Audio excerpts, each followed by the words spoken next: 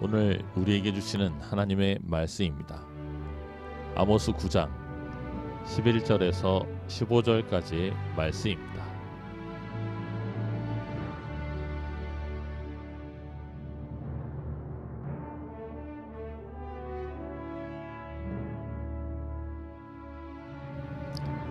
그날에 내가 다윗의 무너진 장막을 일으키고 그것들의 틈을 막으며 그 허물어진 것을 일으켜서 옛적과 같이 세우고 그들이 에돔에 남은 자와 내 이름으로 일컫는 만국을 기업으로 얻게 하리라.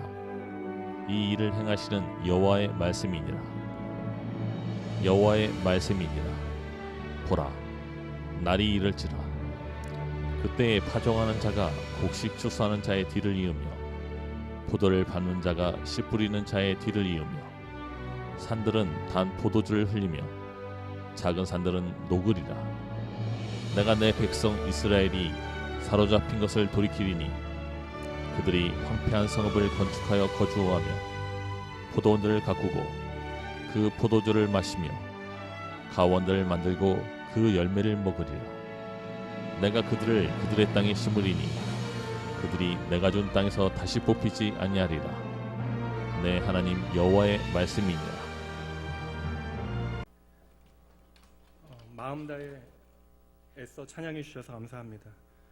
궂은 날씨 언제나 하나님 예배하는 일에는 어떠한 방해가 있을 수 없지만 그럼에도 불구하고 이 자리에 나와 하나님 예배하는 여러분 모두에게 하나님의 귀한 은혜 있기를 주님의 이름으로 축복합니다.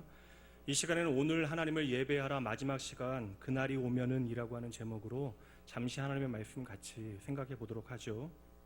대학에서 학생들 가르치고 또 개인 사업체까지 운영하셨던 한 안수 집사님께서 큰 병을 얻게 되어져서 수술을 마치게 되어지고 그렇게 삶과 죽음의 경계선에 서 있을 그때에 병원에 신방을 한 적이 있습니다. 이런저런 이야기 나누다가 집사님께서 하신 말씀 하나가 인상적이었습니다. 내가 지금까지 왜 그렇게 바쁘게 살았는지 도무지 모르겠습니다. 자신 생각에 내가 멈추면 내 가정이나 내 삶이나 모든 것이 다 문제가 생길 것 같이 여겨졌는데 이제는 가만히 누워서 그저 해 뜨는 것, 해 지는 것 바라보는 것이 전부임에도 불구하고 신기할 정도로 모든 일이 아무 문제 없이 잘 돌아가고 있더라는 것이죠. 언제나 내 생명이 오직 하나님의 것이라고 날마다 고백하며 살았는데 막상 정작 내 인생에 강제적으로 브레이크가 당겨진 다음에 스탑되어진 다음에서야 생명이 오직 주님께 있다라고 하는 말의 의미를 매일의 삶 가운데 확인하고 계시다라는 이야기를 하셨습니다. 여러분, 이 깨달음이 어떻게 한 사람만의 깨달음이 되어지겠습니까? 성도 여러분, 우리는 모두 우리의 인생의 시작과 끝이 있다라고 하는 사실에 대해서 잘 알고 있습니다. 그런데 보세요. 안다라고 한다라는 것과 안다라는 것과 살아간다라고 하는 것은 전혀 다른 문제예요. 다시 말하면 안다라고 하는 것과 산다라고 하는 것은 참으로 다른 문제입니다. 우리는 모두 하나님을 알아요. 그리고 하나님 안에서 영원한 하나님의 나라에 대해서 알고 있습니다. 우리는 잘 알고 있는 것 같은데 막상 우리의 삶은요, 꼭 이 세상의 삶이 영원할 것처럼 이 세상에 집착하며 살아갑니다. 하나님께서 범죄한 아담을 향하여 말씀하십니다. 너는 흙이니 흙으로 돌아갈지라. 당장 이 말씀은 하나님을 떠나 범죄한 아담을 향한 그리고 인류를 향한 하나님의 심판의 말씀처럼 들려집니다. 그러나 여러분 한번 생각해 보시죠. 우리가 결국 하나님께로 돌아간다라고 하는 사실, 우리에게 영원한 하나님의 집이 주어졌다라고 하는 사실은 도리어 우리의 삶에 놀라운 은혜가 되어지고 축복이 되어지는 것이죠. 그럼에도 불구하고 문제는 무엇입니까? 우리가 실존적으로 그것을 하나님의 축복으로 여기며 살아가지 못한다라는 것이에요. 그러니 여전히 우리에게는 이 세상에서 오늘 잘 먹고 잘 사는 것이 우리의 삶의 최고의 사명이 되어집니다. 인간의 생명이 유한하다라고 하는 사실이요, 모든 사람들이 다 알고 있어요. 그러나 적어도 그 생명이 여전히 나에게는 많이 남아있다라고 우리는 착각하며 살아가는 것이죠. 이것이 결국에 아는데 우리가 모르는 거예요. 성도 여러분, 오늘은 종려 주일입니다. 예수님께서 저와 여러분을 위하여 죽으시기 위하여 십자가에 달리시기 위하여 예루살렘으로 들어가신 날이에요. 이제 내일부터 우리는 고난주간을 맞이하고 또한 다음 주에 부활주일을 앞두고 있습니다. 대한민국의 종려주일과 부활주일이요. 전 세계가 같이 지키고 있지만 우리에게는 사계절이 있어서 우리는 고난주간과 부활주일을 봄에 맞이하게 되어집니다. 매년 다시금 새로운 생명이 돋아나는 봄에 우리가 고난주간과 부활주일을 맞이한다는 것은 정말 축복이 아닐까 생각해 봅니다. 겨우내 죽었던 모든 것들이 새롭게 생명을 얻게 되어지는 그 모든 것들을 우리가 눈으로 바라보며 우리는 진짜 이 땅의 모든 것들의 그 생명의 주인이 누구인가를 다시금 확인하게 되기 때문에 그러합니다. 봄이라 많은 분들이 마지막 꽃놀이에 열중하시는데 이 봄에 꽃놀이에만 열중하지 마시고 내 인생의 참된 꽃길이 되어주시기 위해 이 땅에 오신 나의 길 되신 예수 그리스도 그분께 집중하시는 귀한 은혜의 한 주 되어지시길 주님의 이름으로 축복합니다. 이번 한 주는 조금은 좀 특별한 마음으로 예수님의 고난과 죽으심이 내 삶에 어떠한 의미인지, 그것을 통하여 내가 예수님께 어떠한 가치가 되어졌는지를 말씀을 통하여 여러분 또한 기도를 통하여 확인해 보시기 바랍니다. 나름 여러분 고난주간을 의미 있게 보내실 준비들을 하고 계시겠지만 어떤 계획을 세워내지 못하신 분들은 제가 제안 하나 드릴게요. 요한복음 21장까지입니다.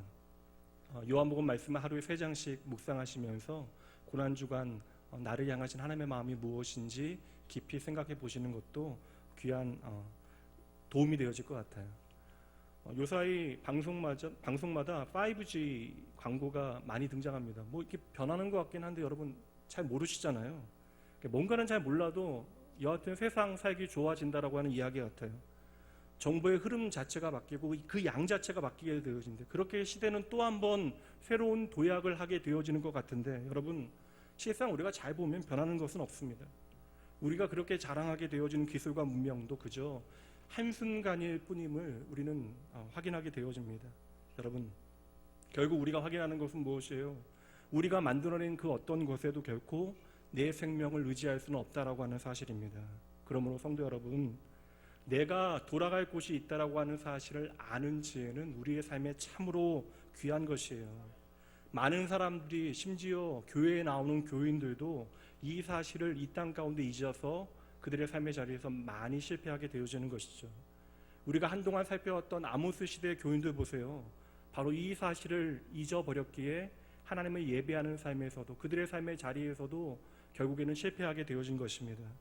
애써 그들이 이룩해 놓은 건 뭐예요? 그저 모래 위에 금방 허물어질 집을 지어놓고 그렇게 즐거워했던 것입니다.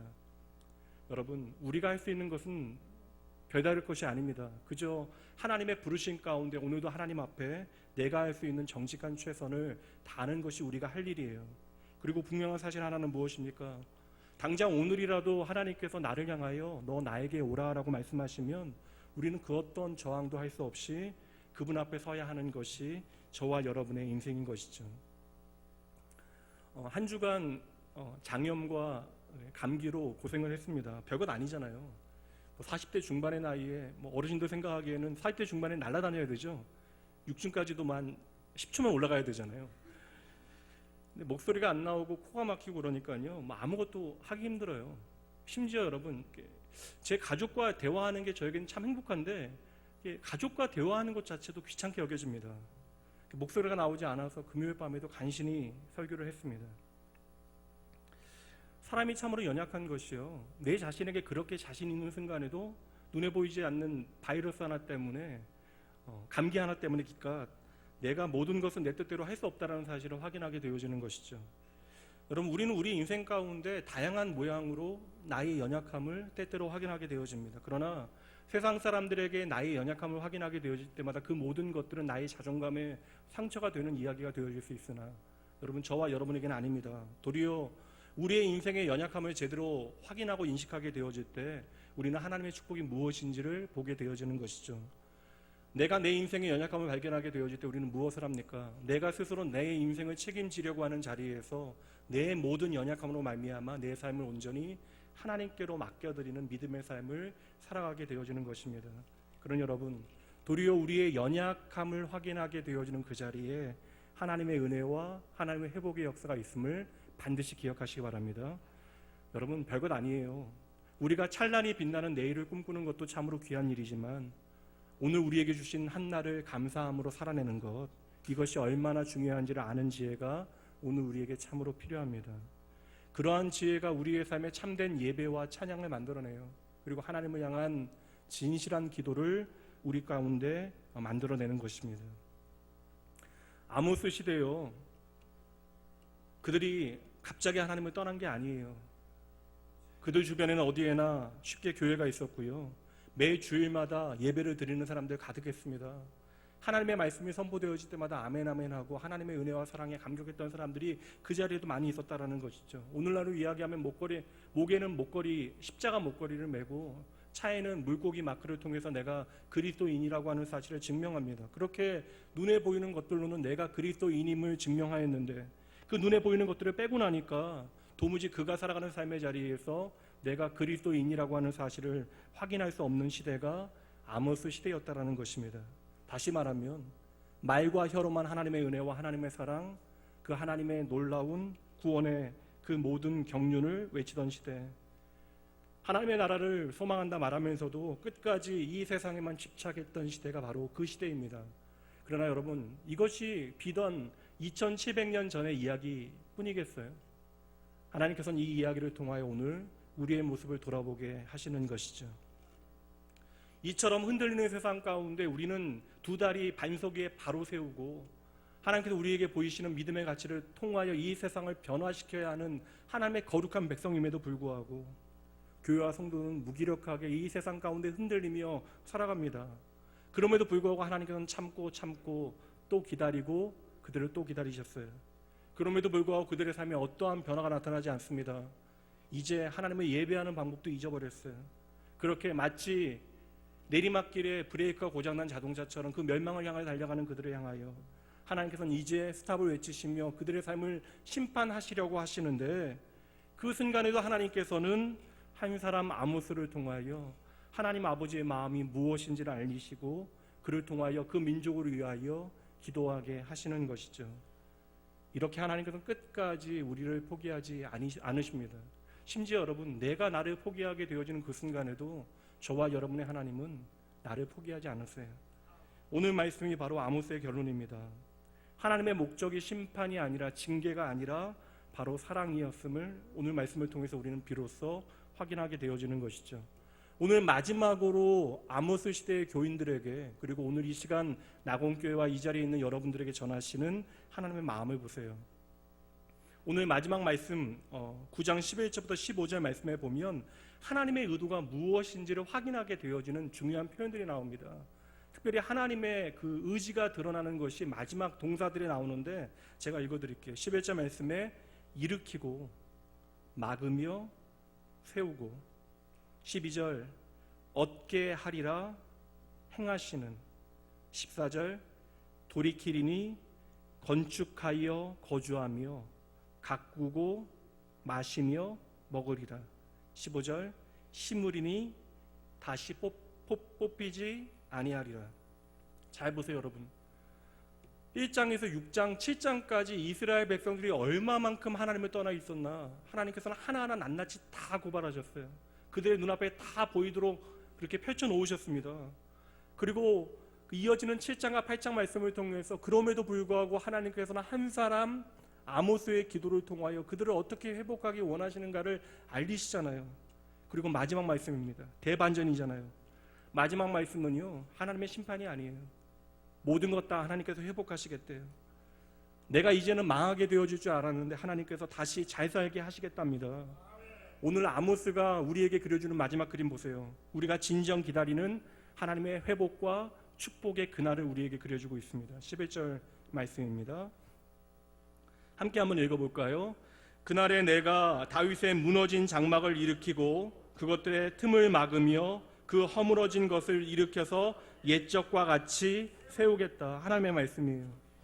이스라엘의 모든 터전 내가 사라지게 하겠다라고 말씀하신 하나님께서 도리어 뭐라고 말씀하십니까? 다윗의 무너진 장막을 너희 가운데 다시 내가 일으켜 세우겠다라고 약속하시는 것이죠. 여러분, 그렇다면 오늘 무너진 이 장막이 무엇이겠어요? 어느새 하나님을 향한 나의 예배가 사라졌습니다. 여러분, 내가 하나님을 향하여 예배하는데도 그 예배가 의미 없이 여겨지는 것, 비단 환경의 문제, 상황의 문제가 아닙니다. 여러분, 하나님의 백성에게 예배가 어떤 의미예요? 그저 여러분 하나님을 향한 우리의 의무입니까? 아니에요. 우리가 하나님을 예배할 수 있다라고 하는 것은 내가 오늘 하나님과 어떠한 관계인가를 보여주고 있는 것이죠. 오늘 내가 하나님 앞에 나와 예배할 수 있는 것은 내가 하나님의 백성이고 하나님의 사랑받고 있는 자녀라는 것이에요. 그럼에도 불구하고 우리가 이 예배의 시간조차도 나의 생명 되신 하나님을 만나지 못한다면 이것이 여러분 우리의 장막이 무너진 것입니다. 하나님께서 오늘도 나와 임마누엘 하시는데 그 임마누엘 하시는 하나님의 은혜가 무엇인지를 이 예배의 자리에서도 확인하지 못하는 것이죠. 이렇게 예배가 무너지게 되어지자 그의 삶에 틈이 벌어지게 되어진 것입니다. 어느새 하나님 앞에서도 예배하지 못하는 그들의 현실을 보여주고 있는 것이죠. 어느새 하나님 앞에서도 하나님을 전혀 바라보지 못하고 나와 동행하시는 하나님을 의식하지 못하는 것이 그들의 현실입니다. 결국 아모스 시대에 무너진 다윗의 장막은 예배의 자리에 있으면서도 예배의 은혜와 축복을 놓쳐버린 그 당시의 교인들의 허망한 모습을 우리에게 보여주고 있는 것이죠. 여러분 오늘 말씀을 통하여 여러분 제대로 아셔야 돼요. 성도의 삶은 언제나 예배가 시작이어야 합니다. 그럼에도 불구하고 성도의 삶에 예배가 사라졌다라는 거예요. 이것이 얼마나 심각한 비극인지 아셔야 됩니다. 성도의 삶에 예배가 사라진 것 자체가 우리의 삶을 향한 하나님의 심판임을 아셔야 돼요. 내 삶에 무너진 장막과 그 찢겨진 틈새로 이미 비가 새고 있어요. 그럼에도 불구하고 그 무너진 장막에 앉아서 나는 아무런 문제가 없다라고 내 손에 들려있는 것으로 만족하며 살아가고 있습니다. 그런 여러분, 오늘 여러분들에게 남아있는 소망이 무엇입니까? 오늘 이스라엘 백성들에게 남아있는 소망이 무엇이에요? 이스라엘 백성들은 이제 끝장났습니다. 그 어떤 소망이 없어요. 근데 여러분 그들에게 남아있는 소망이 있대요. 여전히 그들에게는 그 소망이 있기에 그들은 다시 일어날 수 있다라고 이야기하는 것입니다. 그것이 무엇이에요?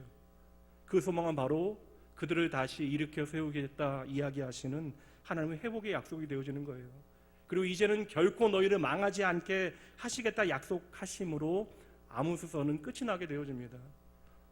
이 말씀의 의미가 당장 그들에게는 무슨 의미인지 모를 거예요. 2년 후에 지진이 나고 이제 시간이 지나 그들이 바벨론으로 포로로 잡혀가게 되어집니다. 눈에 보이는 그들의 삶이 망하게 되어졌다라는 것이에요. 그리고 이스라엘 백성들을 향한 이 하나님의 약속의 말씀이요, 무너진 다윗의 장막을 회복하시겠다는 약속의 말씀은 오늘 저와 여러분에게도 여전히 계속되어지는 것입니다. 그러니 여러분, 소망이 없어 보이는 저와 여러분에게도 여전히 소망이 있는 것이고 그들에게 전하여진 이 소망이 무엇인지 오늘 말씀을 통해서 오늘 저와 여러분이 발견해내야 하는 것입니다. 아모스를 통하여 전하시는 하나님의 메시지를 통하여 오늘 저와 여러분의 삶도 반드시 회복해 주실 것을 믿으시기 바랍니다. 말씀드렸잖아요, 여러분. 이스라엘 백성들이 살아가는 삶이요, 도무지 희망이 없어요. 그들의 삶을 보면 하나님의 백성, 하나님의 자녀라고 하는 그 어떤 증거가 나타나지 않습니다. 다시 말하면 믿을 만한 구석이 하나도 없다라는 것이에요. 성전에서는 열심히 하나님의 이름을 부르고 찬양하고 있지만 성전 밖에서는 세상을 나의 우상 삼고 그것이 전부인 양 그것만을 섬기고 그것만으로 나의 자랑 삼고 살아가고 있다는 것이죠. 그렇게 한심하고 답이 없는 인생임에도 불구하고 하나님께서는 그들을 찾아오세요. 그리고 끊임없이 그들에게 말씀하십니다. 내가 다윗의 무너진 장막 반드시 다시 일으켜 세우겠다. 오늘도 변함없는 하나님의 회복의 약속은 너희의 삶에 무너진 다윗의 장막 내가 일으켜 세우겠다라는 것입니다. 여러분 각자에도 잊혀지지 않는 소중한 기억들이 있잖아요. 우리는 그것을 추억이라고 이야기합니다. 세월이 아무리 지나도 우리의 기억 가운데 사라지지 않는 그 추억이 있는 것과 마찬가지로 하나님께도 하나님의 마음 가운데 절대 사라질 수 없는 소중한 기억들이 있습니다. 그 기억 가운데 하나가 바로 한평생 오직 하나님만 바라보며 하나님을 나의 목자 삼고 살았던 다윗에 대한 하나님의 기억이에요. 하나님께서 주목하셨던 다윗, 왜 하나님께서 다윗을 마음에 합한 사람이라고 이야기하셨습니까?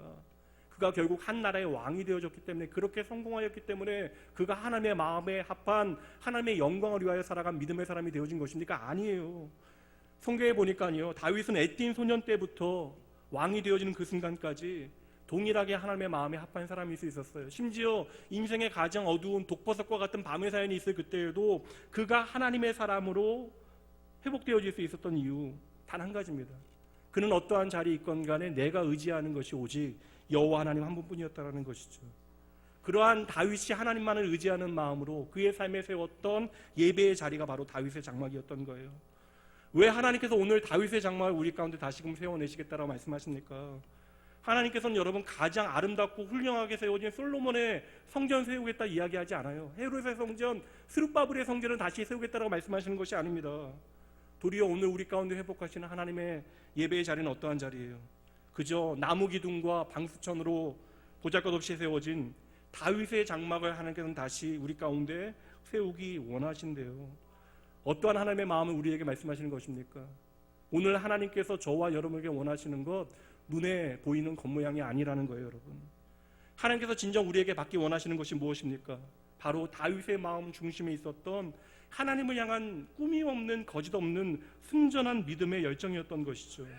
성경 66권 가운데 가장 뜨거운 가슴으로 왕의 자리에 있을 때에도 가장 낮은 자리에서 하나님을 찾아 예배했던 다윗의 그 순전한 예배자의 마음, 그것이 바로 하나님께서 받으셨던 다윗의 장막, 그 예배의 자리였던 것이죠.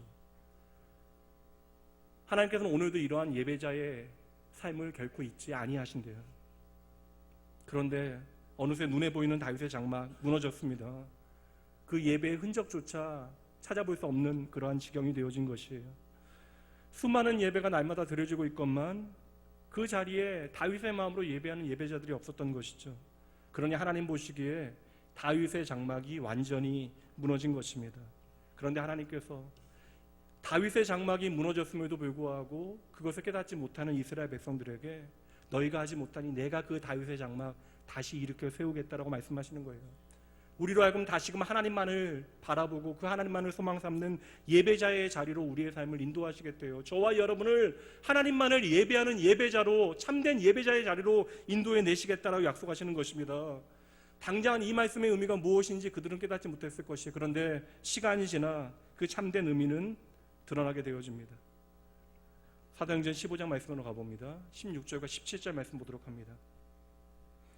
이후에 내가 돌아와서 다윗의 무너진 장막을 다시 지으며 또 그 허물어진 것을 다시 지어 일으키리니 이는 그 남은 사람들과 내 이름으로 일컬음을 받은 모든 이방인들로 주를 찾게 하려 함이라 하셨습니다. 여러분, 아모스 때로부터 700년의 시간이 지나가요. 그리고 하나님께서 이제 초대교회를 향하여 야고보 사도를 통하여 말씀하시는 것입니다. 내가 다시 너희 가운데 다윗의 무너진 장막을 세워내겠다, 다시금 지어내겠다. 여러분 보셔야 돼요. 이 땅에 무너진 다윗의 장막을 다시금 회복하시는 분이 누구십니까? 바로 이 땅에 오신 예수 그리스도이신 것이죠. 하나님을 떠나 내 마음대로 내 삶의 주인 되어 살아가는 모든 인생들을 하나님께로 돌아오게 하시는 분, 예배의 형식이 아니라 내 마음의 중심으로부터 하나님만을 갈망하며 다시금 예배하게 하는 그 예배의 자리로 저와 여러분을 인도하시는 분이 바로 예수 그리스도이신 것이죠. 그러므로 여러분, 다윗의 무너진 장막은요, 어떠한 예배의 형식이나 어떠한 자리나 건물을 의미하는 것이 아닙니다. 잘 보셔야 돼요. 다윗의 무너진 장막은 바로 어느새 하나님을 떠나버린 이스라엘, 그리고 오늘 저와 여러분입니다.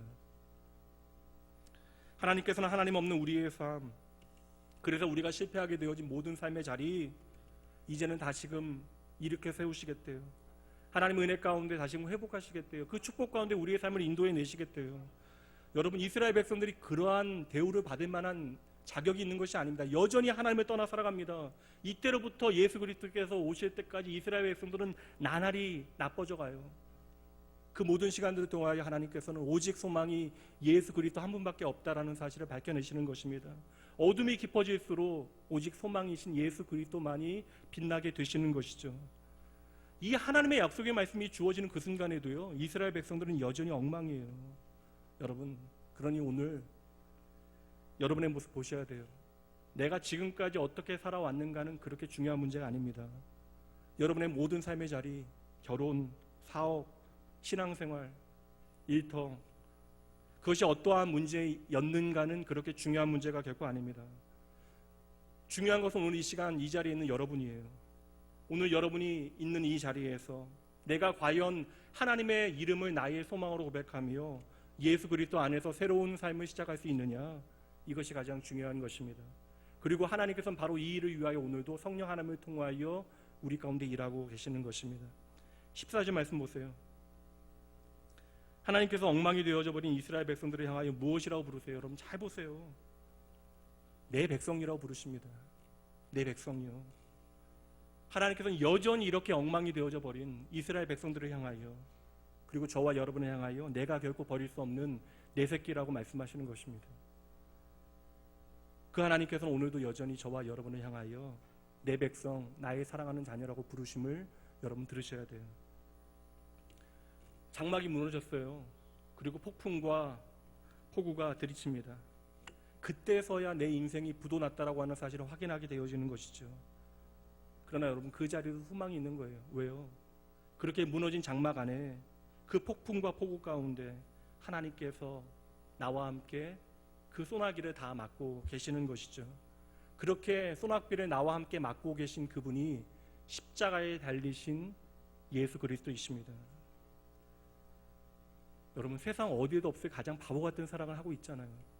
그러니 여러분, 세상 사람들은 이 사랑을 믿을 수 없는 것입니다. 그리고 그 예수의 이름 때문에 오늘 저와 여러분이 이 자리에 나와 있는 것이에요. 그러니 여러분, 잊지 마세요. 여러분의 형편이 어떠하신지 저는 알지 못합니다.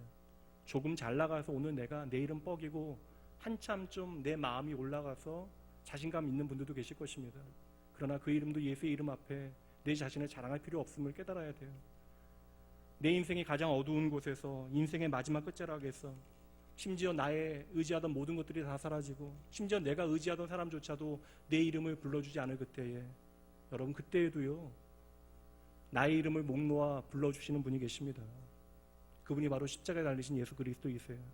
그러니 여러분, 십자가에 달리시어 피 묻은 음성을 내뱉으시는 주님의 음성은요, 이 땅의 모든 사람을 향하여 말씀하고 계시다라고 생각하지 마세요.